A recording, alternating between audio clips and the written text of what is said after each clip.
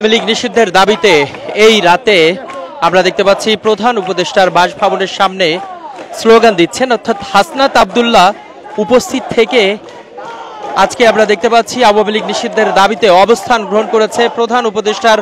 বাসভবনের সামনে এবং সেখানে স্লোগানে উত্তাল হয়ে আছে সেই দৃশ্যই আমরা দেখতে পাচ্ছি। এবং পাশেই আমরা আইন শৃঙ্খলা রক্ষাকারী বাহিনীর কড়া নিরাপত্তা দেখতে পাচ্ছি, পিছনে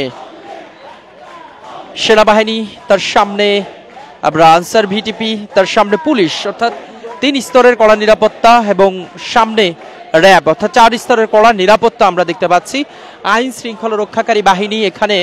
কঠোর অবস্থানে রয়েছেন। অন্যদিকে তাদের সামনেই আমরা দেখতে পাচ্ছি আওয়ামী লীগ নিষিদ্ধের দাবিতে এই রাতে স্লোগান দিচ্ছেন, অর্থাৎ হাসনাত আব্দুল্লাহ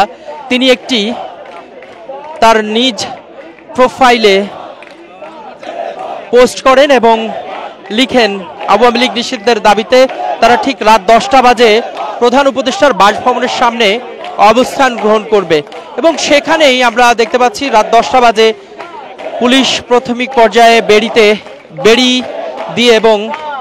ভিতরে আসতে প্রবেশে বাধা দেয়। হাসনাত আব্দুল্লাহ সে বেড়ি সরিয়ে ভিতরে প্রবেশ করেন এবং আমরা দেখতে পাচ্ছি শিক্ষার্থীরা তারা এখন এই মুহূর্তে এখানে এই রাতে স্লোগান দিচ্ছেন এবং আওয়ামী লীগ নিষিদ্ধ না হওয়া পর্যন্ত তারা আসলে এই পথ ছাড়বেন না এবং এখানেই